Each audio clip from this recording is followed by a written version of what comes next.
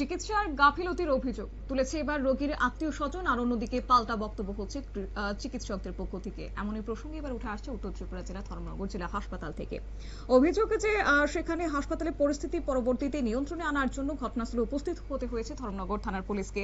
এবং বৃহস্পতিবার দুপুর প্রায় 12টা নাগাদ ধর্মনগরের বটরশি এলাকার 55 বছর বয়সী জালাল উদ্দিনকে অসুস্থ অবস্থায় জেলা হাসপাতালে নিয়ে আসেন তার পরিবারের সদস্যরা। পরিবারের পক্ষ থেকে অভিযোগ, কর্তব্যরত চিকিৎসক প্রাথমিক পরীক্ষা নিরীক্ষার পর রোগীর পালস পাওয়া যাচ্ছে না বলে জানিয়েছেন এবং ইসিজি করার নির্দেশ দেন। পরিবারের দাবি, হাসপাতালে আনার পর প্রথম যে ইসিজি মেশিনটি ব্যবহার করার চেষ্টা করা হয় সেটি কাজ করছিল না। পরে অন্য একটি মেশিন আনার কথা বলা হলেও সেটি আনতে দীর্ঘ সময় লেগে যায়, আর এরই মধ্যে রোগীর মৃত্যু হয়েছে। এই ঘটনাতে চিকিৎসায় গাফিলতির ফল বলে অভিযোগ করেছেন মৃতের পরিবারের সদস্যরা। অভিযোগ ঘিরে হাসপাতাল চত্বরে উত্তেজনা ছড়িয়েছে, তবে পরিবারের এই অভিযোগকে সম্পূর্ণভাবে অস্বীকার করেছেন কর্তব্যরত চিকিৎসক। তবে শুরুতে শোনাবো যে রোগীর আত্মীয় স্বজনরা কি বললেন, কি অভিযোগ রয়েছে। পালস চলতেছে না, ইসিজি করতে গিয়ে আধা ঘন্টা লাগাইছে। ইসিজি মেশিন আনছে, আনা গেছে। ইসিজি মেশিনের ব্যাটারি নাই। তো আমি ডক্টরকে জিজ্ঞেস করলাম, আপনি কি ইসিজি জানেন? টেকনিশিয়ান একজন আছে, উনি নাই। উনি বুঝি কামিজা করে দিচ্ছে। ইসিজি মেশিন এরপরে কইছে আরেকটা ইসিজি মেশিন আনতেছে, আরো আধা ঘন্টা লাগাইছে। এখনো তো ইসিজি মেশিন নাই জোর পড়ে। তারপরে কইছে আবার আনবো, আধা ঘন্টা হয়ে গেছে আনতে আনতে। তারা কোনো কিচ্ছু, ডক্টরদের 2-3 জন আছে, কিচ্ছু কোনো ভূমিকা নাই যে মানুষটা একটু সিপিআর দেই। কোনো সিপিআর নাই। আম মানুষের সিপিআর দিতেছে, আমরা সিপিআর দিতে পারতাছি না। আমরা সিপিআর তো ভালো করে প্রপার জানি না। এই যে ডক্টর হিসেবে তারা দিতে আছে সিপিআর, কোনো সিপিআর কোনো কিছু নাই। আর এমএস রে ডক্টর প্রত্যেকদিন মরতেছে দাদা, প্রত্যেকদিন মানুষ মরতেছে এখানে। আমরা আজকে আমার হয়েছে, কালকে আরো ছিল কিছু স্বাস্থ্যসেবা কি দাম কই না।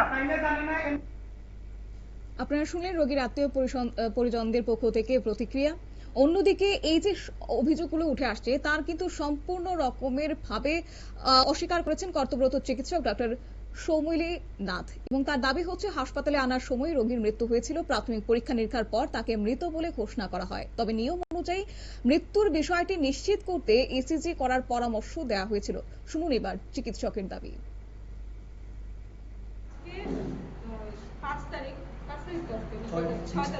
6 আগস্ট 2026 আনুমানিক 12টা 7 নাগাদ Abdul Jalal Uddin, around 60 years, male, ওনার ওয়াইফের নাম লাইলি বেগম, রাজবাড়ি থেকে নিয়ে আসা হয়েছে। ওনাকে ওনার পরিবারের মানুষ নিয়ে এসছেন। আনার পরে আমি যথাযথভাবে এক্সামিন করেছি, আমার পিজি এক্সামিন করেছে। আমরা পেশেন্টকে মৃত অবস্থায় পেয়েছি।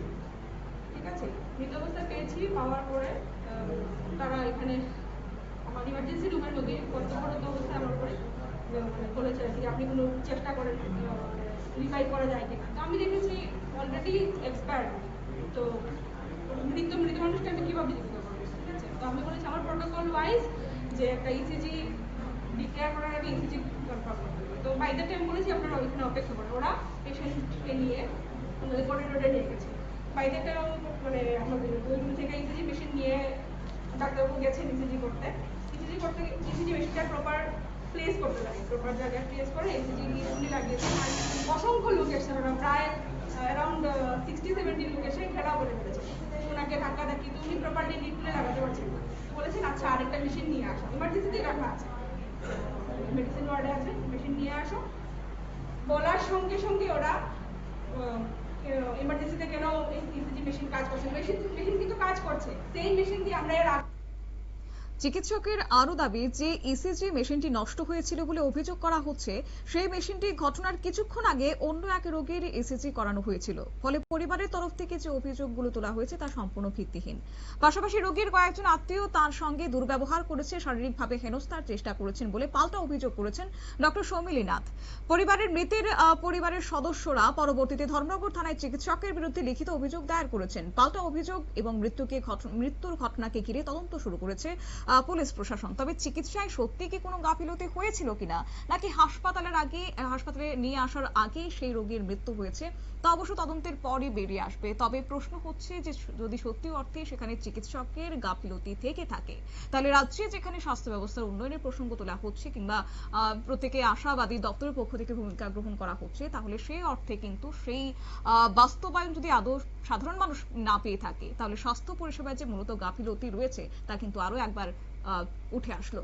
সংবাদ আপাতত এই পর্যন্তই। পরবর্তী আপডেট দেখার জন্য চোখ রাখুন শুধুমাত্র নিউজ ভ্যানগার্ডের পর্দায়। নমস্কার।